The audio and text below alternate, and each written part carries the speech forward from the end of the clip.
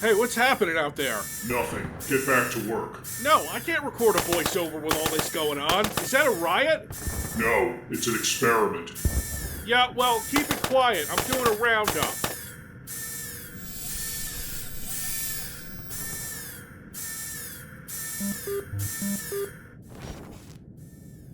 Alright, good, because I've got really cool stuff for you kids today. People keep asking me after every Steam Next Fest or Realms Deep if I'm gonna do a roundup, and if I'm being completely honest, I don't really tune into those 4-hour-long trailer fests anymore. I've been laying low and playing stuff, squirreling it away for when I could do another one of these. Not just plucking random games that I saw that looked cool. No, these are games that I played that caught my attention, and some other stuff they sent down the boom chute tube. Like our first entry, Doug Huggem. Doug Huggem? Doug Huggem is a game that's been in development for 13 years. It stars John St. John, no, I'm not joking, as Doug Huggem, a man of positive vibes to counteract all the bad ones from Duke Nukem Forever. We here at the People for the Enriched Tutorage of Attitudes, particularly in teens, are incensed by the new game, Duke Nukem Forever. Yeah, man, I get you. That game's pretty bad. That's why we've made an alternative game that we feel is much more acceptable. It's called Doug Huggem. It instills good Christian values in its players. It promotes well-being and thoughtfulness. There are no strippers. There's no female cleavage. Nobody dies. What? Why? Why even make a game where no one dies? Do you make porn where no one fucks? This isn't a boom boom shoot shoot, so this was a joke in 2011, and they say at the end of this video, we intend to make Doug Huggem every bit as good as Duke Nukem, if not better.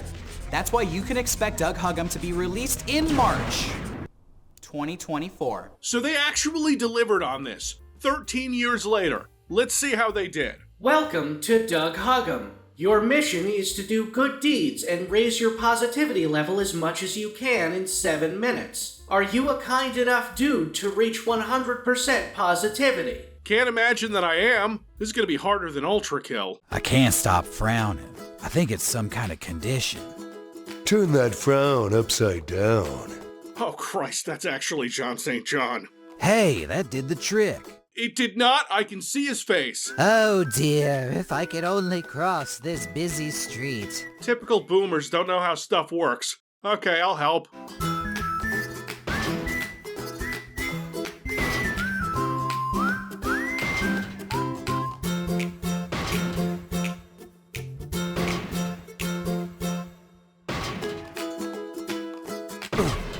Oh. You're such a sweet boy.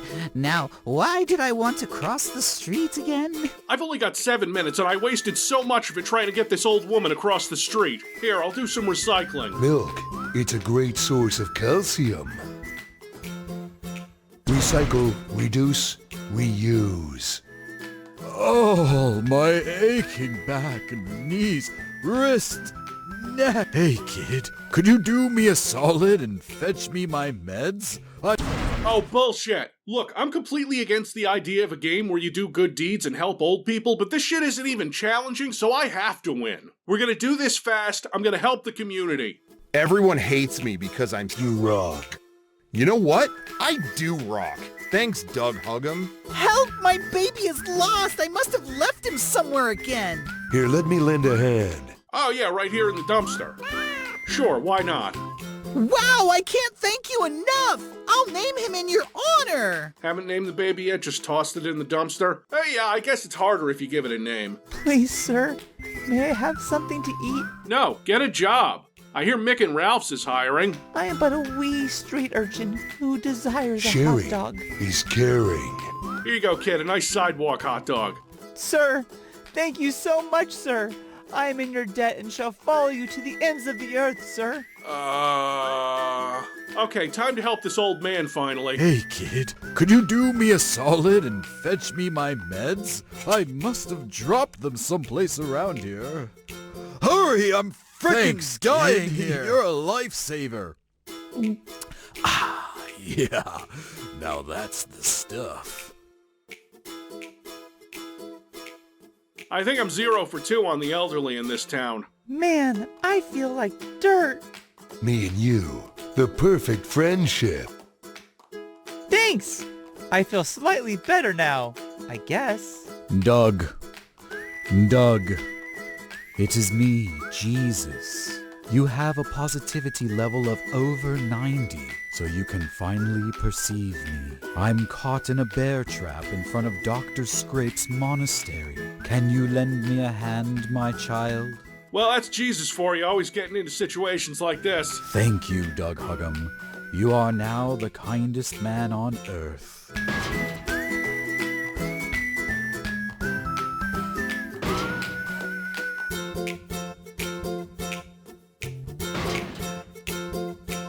What were you saying? You are now the kindest man on earth. Fuck! Be careful, however. Too much positivity could create an imbalance in space-time and lead to the destruction of reality as we know it. Is that why your dad drowned all those people? Or burned all those people? You gotten your GED yet? You rock. You know what? I do rock. Thanks, Doug Huggem.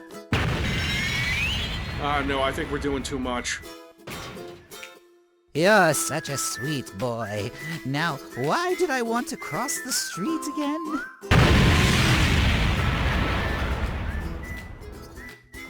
I think I've done all I can for this community.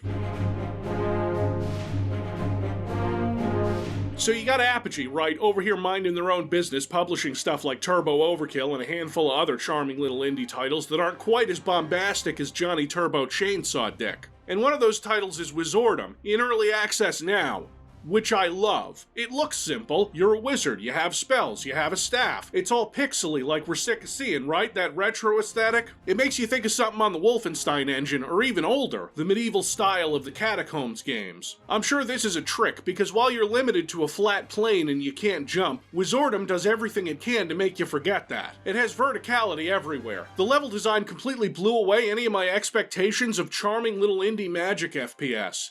Except the sewer level, which... it's not great. This sewer level is like the second one you visit, and it's big and complicated and not really well placed in the episode. Now, a lot of the maps after the first are 30 to 60 minute romps through big, cool open levels, and not sewers. And this is like my only complaint about this game. The sewer level, while not bad, hits the player like a falling anvil, and the kind of design it goes for is done way better in every level afterward. If you don't believe me, take a look at this.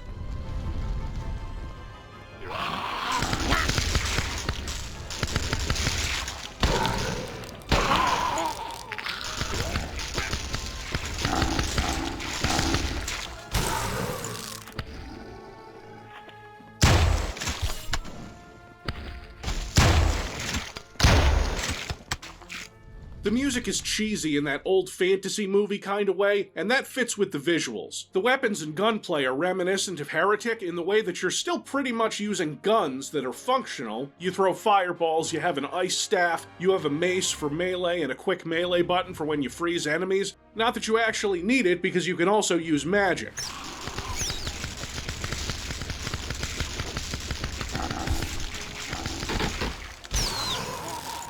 You've got regular magic and some single-use magic spells you can put into your inventory for later. You have a boomstick that's pretty good. You have a grenade button. The game takes the style of something that you'd expect had certain limitations on its gameplay, and then runs wild with it. What could be a boring level set in a graveyard like every other fantasy action game ever is elevated by an attention to detail and atmosphere. It doesn't succumb to the pitfalls of games that it's trying to emulate because it learned from their mistakes. Like the good Boom Shoot Revival games, it doesn't feel like its inspiration.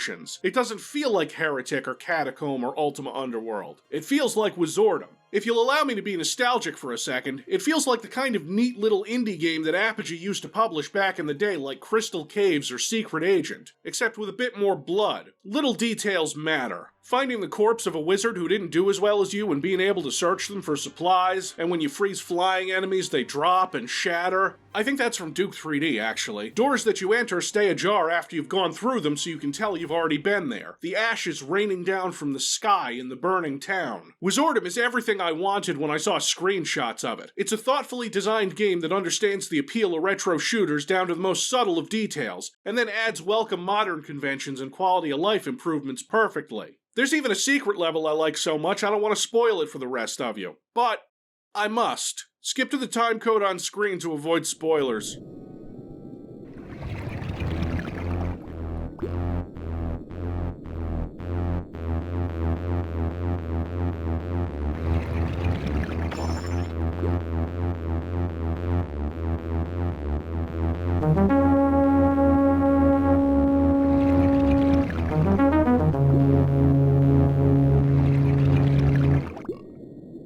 I love it to death, and I can't wait for more. The Dark Forces remaster is good. It's $30. And what do you sacrifice? Everything! But it's also very good, and they redid the textures without using AI, and that's really cool. I don't know what else you people want me to say about it. Do you want me to punch more Kell Dragons? Because here, I punched all 5 of them.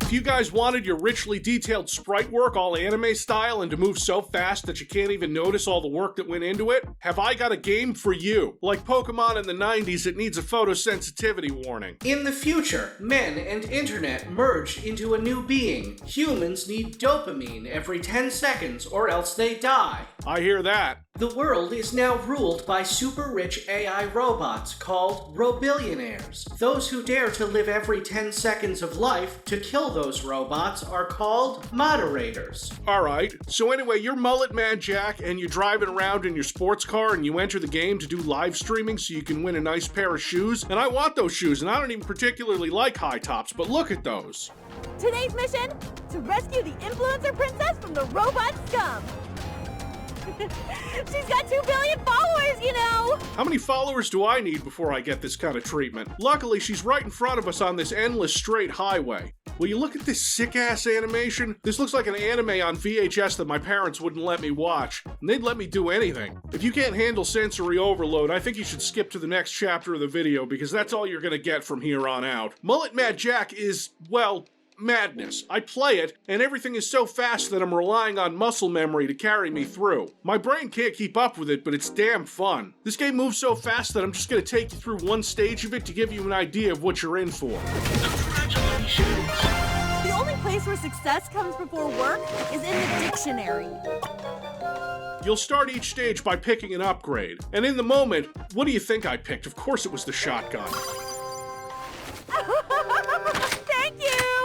Thank you! I was close to doing the faster slide. Maybe next time. Let me slow it down for you. Now we're at 25% speed, and I think I can properly explain what's going on. First, we kick someone into a fan. Our 10 seconds is quickly ticking away, and that gives us 4. I kick a drone into the wall for another 3 seconds, then kick through a vent and effortlessly slide into the next area. I miss one shot before landing the next, not realizing at the time that I'm reloading my shotgun Arnold Terminator 2 style. Cause who cares if you break your fingers when you've only got 10 seconds to live? Kick drones, they explode. We're still on 9 seconds of life. An exploding drone that I kick blows up another drone in my path. I don't kill the next robot because I shoot the one behind him at the vending machine, which gives me sweet, delicious life soda that I continue to drink as I kick the door open into the next room. I jump, my hand grabs a robot, the same hand knocks his teeth out, and I stick a knife through his head for a full 10-second boost. I turn around, which is a bad idea, but I have other robots to kill. I need more time. For 1/7 of a second, I can see the final 3-second countdown start. I blast 2 robots with the shotgun and move on. I pick up a machete before I leave and use it in the next room to Civvie this robot, who I've only just noticed has a hard drive on the side of his head.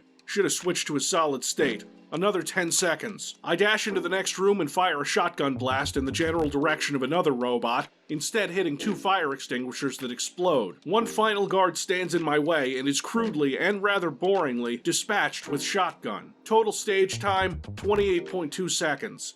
That's actually kind of slow. I was only going to record the first chapter, but then I kept playing anyway, through the second chapter and every bit available to me, to the point where I was able to upgrade to a double-barreled shotgun and clown on the second boss, finishing the entire second chapter, which is 10 floors, in just under 5 minutes. Thank you for playing our alpha build. What do you think? Huh? This game blows your mind. Then here's what you should do. Wishlist Mullet Mad Jack right now. Uh-huh. If you can keep up with Mullet Mad Jack and don't have any kind of seizure-related conditions or are prone to overstimulation, I highly recommend it. What's next?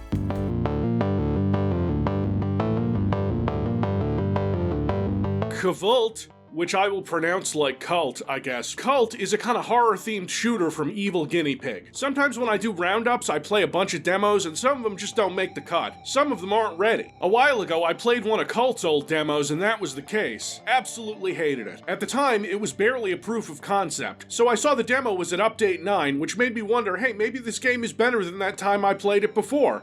And it is. It's a lot better. In a crowded genre of boom shoots that have horror and Lovecraftian influences, this one stands out for me. It looks less like a retro shooter and more like something on id Tech 4. Not just because it's really dark, it's a very mid-2000s shooter, which is a breath of fresh air. Don't get me wrong, the game is still a bit janky, but I think it shows a lot of promise. Cult puts you in the trenches during World War II, fighting Nazi occultists after they do what all Nazi occultists do, uncover ancient artifacts and attempt to use their power for evil. Don't be fooled by the opening minutes of Cult where you shoot a guy and pick up a copy of Reload magazine. Give it a few more minutes and the game will tell you how you can enchant your weapons. In this case, with the Obres, you hold down Alt Fire to charge up to 3 powered attacks, which turn it into a railgun.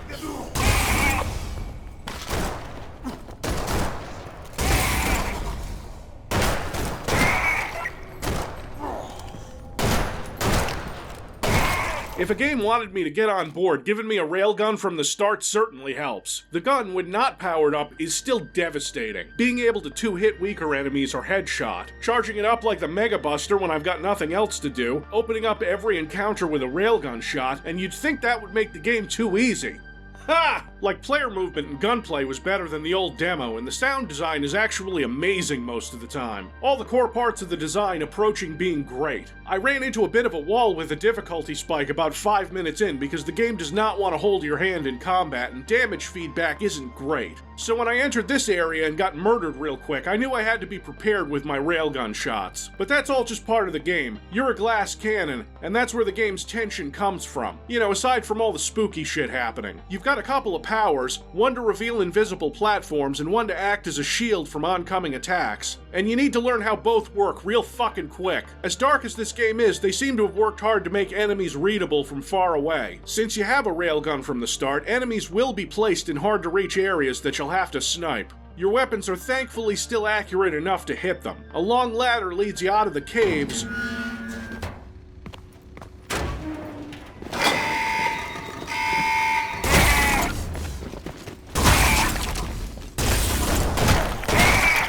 and then into the trenches. Hard shadows are cast everywhere. One guard stuck in a door he can't open, and I kill him and stop the game to take a note about how the enemies are stupid. Whatever eldritch horrors this game is birthed from sensed this and felt insulted, because as I tried to snipe my far away enemies, every goon in the area heard it and came running.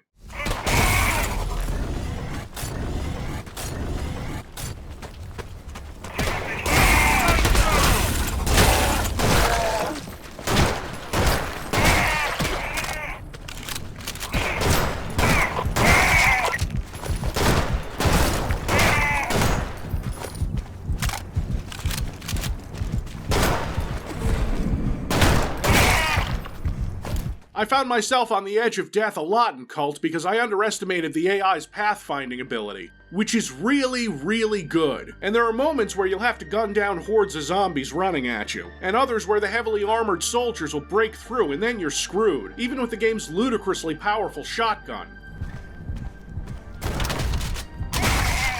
The instant you fire the shotgun at this guy, he explodes into meat chunks. I'm all for a powerful shotgun, but this is ridiculous. The game seems to be balanced around that glass cannon philosophy because you can be killed just as quick. I guess it's kind of blood-like in that way, even if the rest of the design isn't like that at all. This is a mostly linear game designed around getting the player through set pieces, not unlike Half-Life. You got a trap-filled temple, a minefield, and some arenas that require light puzzle solving to escape. But that tension I felt while trying to survive against those surprisingly competent enemies, while also having the tools at my disposal to turn them into red mist in seconds, gives the game a really interesting dynamic that I was loving. I couldn't put it down even when the later areas really started to break my balls.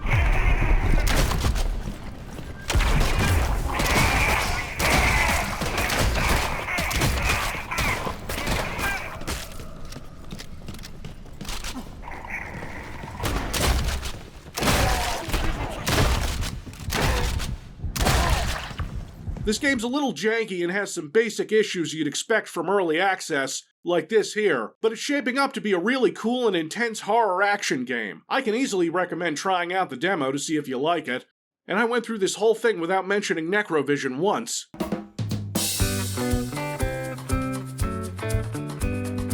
Hey kids, do you like video games? Do you like owning video games? Do you like it when the game that you paid for gets snatched away from you because the publisher is discontinuing service? Of course not, that's fucking awful. In this era of live service games that never meet the publisher's insane goals, you see lots of games go away forever. Anything that requires an online connection for multiplayer, or anything that just needs you connected to the internet because the publisher isn't sure you paid for that game that you paid for, and they're entitled to make sure that you didn't pirate it. And they're also entitled to take that game away from you when they don't feel like doing that authentication anymore. How about you get to continue playing the game that you supposedly own? I'm not a smart person and I don't know how to solve this, but Ross Scott is, and you should all go check out this video where he has a plan to fight this terrible anti-consumer practice. The link to that video is in the description, and if you're already on board, you can go to www.stopkillinggames.com to find out how you can help. And now, back to the Roundup.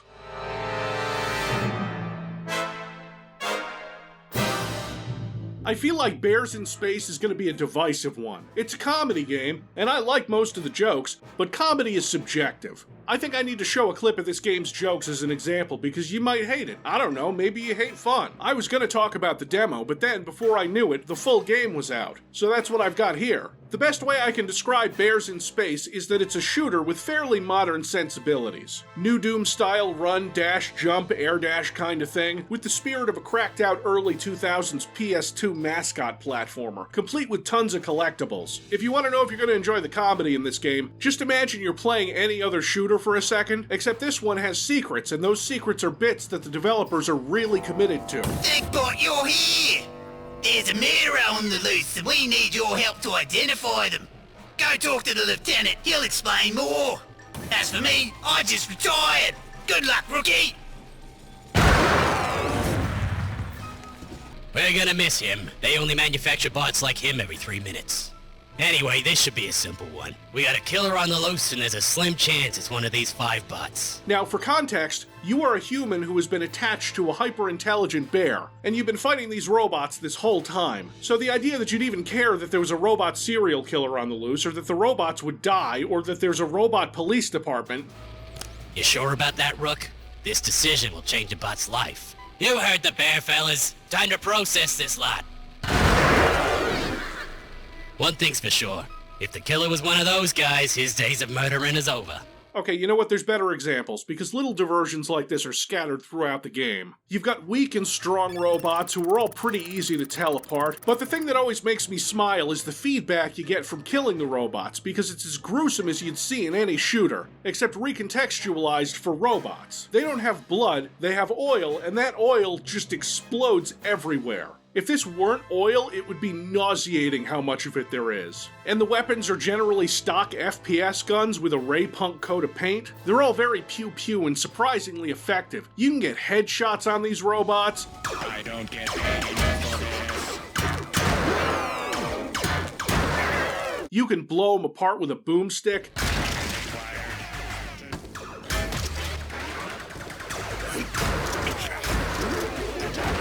You can pepper them with rapid-fire machine lasers.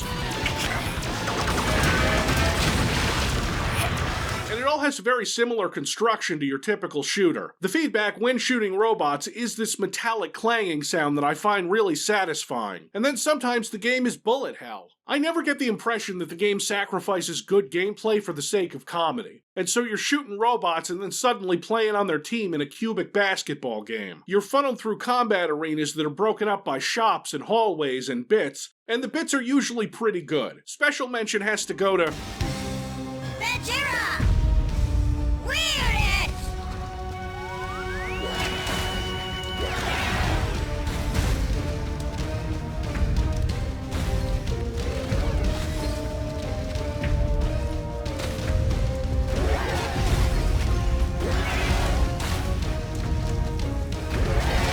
your bear sidekick named Bear Tana, I think that's one of the jokes I like least in this game, and also the voice I like least. Alright, Maxie, something tells me that's the way we gotta go. Other than that, I can't help but recommend this game if you've made it this far without hating it. It's a solid title that commits to its jokes and delivers most of them really well without forgetting the fundamentals of a good video game. That's rare for comedy games, right?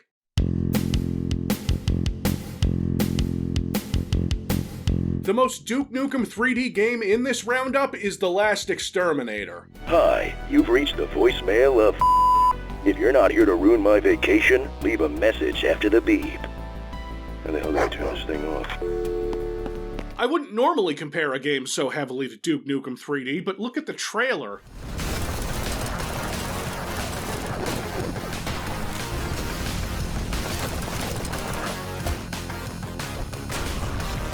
You play as an exterminator named Parker, who has clearly fallen on hard times and now she's got a huge cockroach problem. My van! I was living in there, you roach bastards! This is Duke 3D-like in spirit, and I appreciate that. The level design reflects this wonderfully, as everything takes place in this somewhat confined urban area that still packs a lot of different stuff in it. One of the things you want out of a game like this is over-the-top destruction. Holy shit!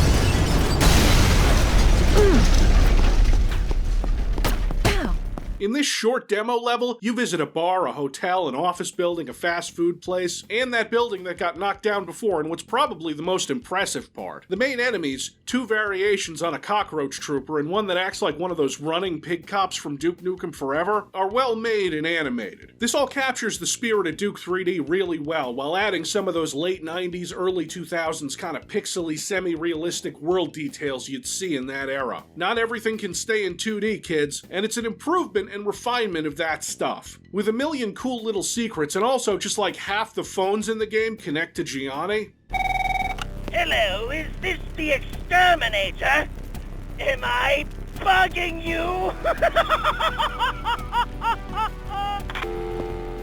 You know what? Add another 10. The Last Exterminator comes to us from Ironworks Games, though thankfully not Slipgate Ironworks. I can tell because the shooting is good. I came, I saw, I kicked its ass.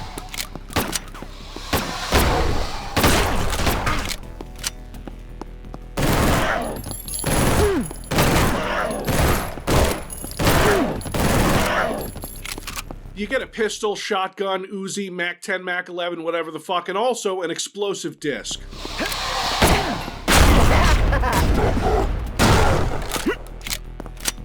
Tough now, are ya? It's a small selection, but the demo's only like 10 minutes long. Last Exterminator plays things pretty straight. So what about a Duke Nukem-esque game that's completely off the fucking rails?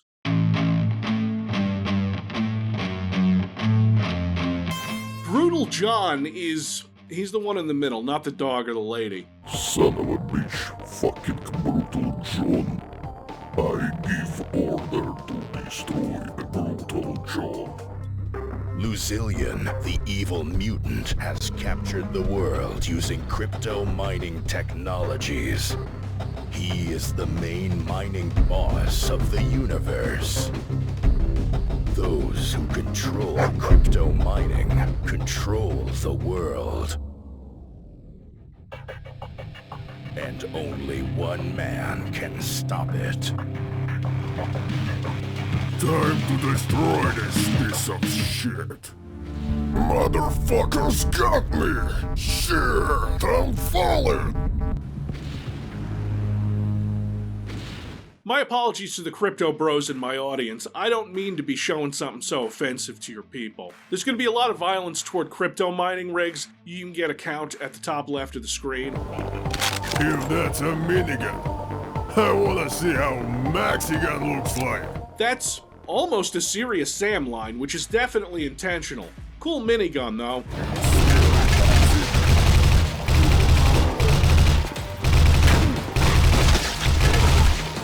Brutal John is a game that has everything. Too many weapons, most of which you get at the start of this demo. Slow-mo, because of course, because Brutal John is the baddest motherfucker ever.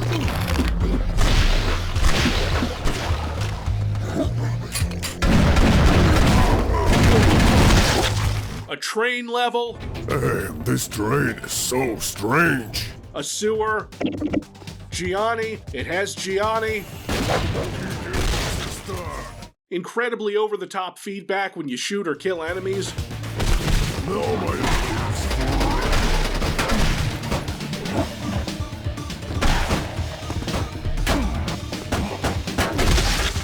Greed.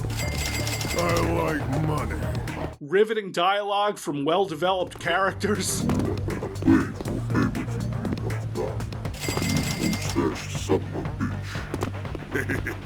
Jealous.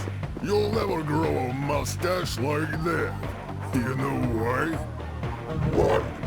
Because bitch-ass reptilians like you can't grow a hair. Fuck you. I'm not kidding, I love this. Brutal John is the coma dream that boom shoots have before their family pulls the plug on them. It's essentially a Duke Nukem Serious Sam-styled badass macho man shoots bad guys story. The weapons, even if there are too many of them, seem to work fine and are punchy and satisfying. I'm blowing up crypto mining machines while collecting fat stacks of cash. Likely a subtle message about how fiat currency is cool and badass. So kinda like Bears in Space, I don't think everyone will jive with this one, so here's a clip that I think is pretty representative of what the game is about, and you'll be able to tell if you want to play it, okay? Hell, I'm gonna blow his brains out.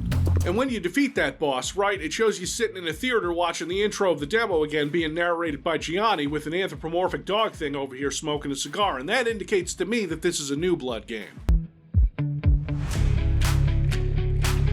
Devilated is nearly indescribable as a game, but I'm here to try. This went into early access like 3 years ago. It's kinda like if you smashed Ultra Kill and Golden Light together and then added some RPG elements. And like, you ever see a game pass by you on Twitter and you're like, hey, that looks cool, and then it ends up being the weirdest thing you play in a roundup that includes fucking bears in space? Devilated is a charmingly janky, tongue-in-cheek, weird thing. They were watching, and they caught you.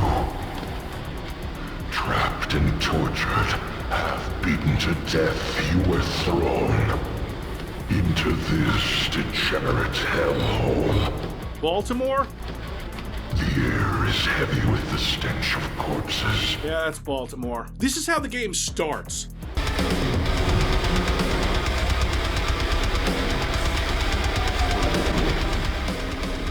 This game is so edgy, it makes Slayer's X look like Sunday school.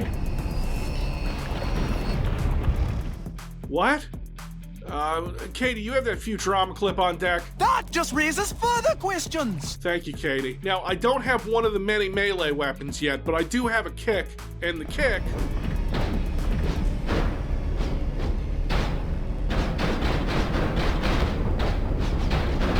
Yeah, and then I find a real melee weapon and... Gonna be useful for taking off heads. Stop it! The main character is named Deer. Why is he called Deer? Well, it's explained, I think. My code name is Deer315, and I'll tell you why. I love tractors. I love John Deere tractors. Nothing brings me more pleasure than going out on the farm and getting on that big old green tractor. Yeah, well, why did you think that he was named Deer, spelled D-E-E-R, not D-E-E-R-E, like the tractor brand? The first boss of the game is called Grumpy. You grumpy, ugly fuck.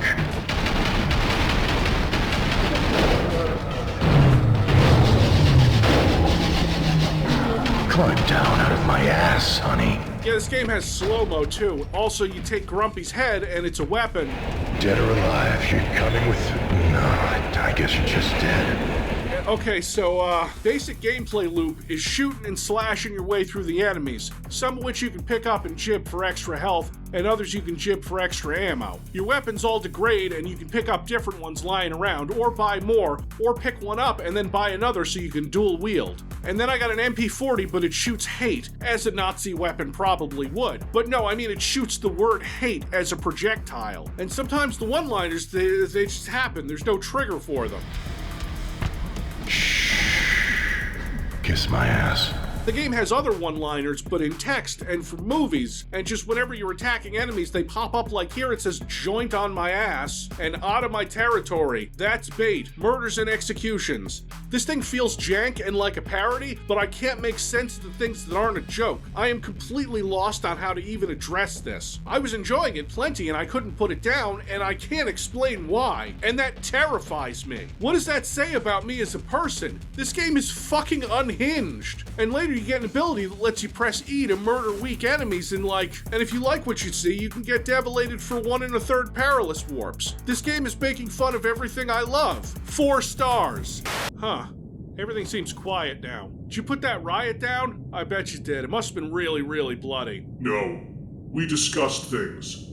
Like gentlemen. I was swayed by their arguments. What? Swayed by whose arguments? Who are you talking about? The Cancer King. Hey, I was wondering if you wanted to throw in some cash on something I've been working on. Do you think I have cash? No, but you will, once you invest in the new cryptocurrency we have going. Dungeon Coin. If you get in on the ground floor, you stand to make 10 times your money back, like instantly. Instantly? Basically instantly, like there's a couple of things you have to sign, and when you withdraw the money, it takes a few days for everything to get sorted out with the Ecuadorian authorities, but after that it's totally liquid cash flow. Listen, I'm not an idiot, okay?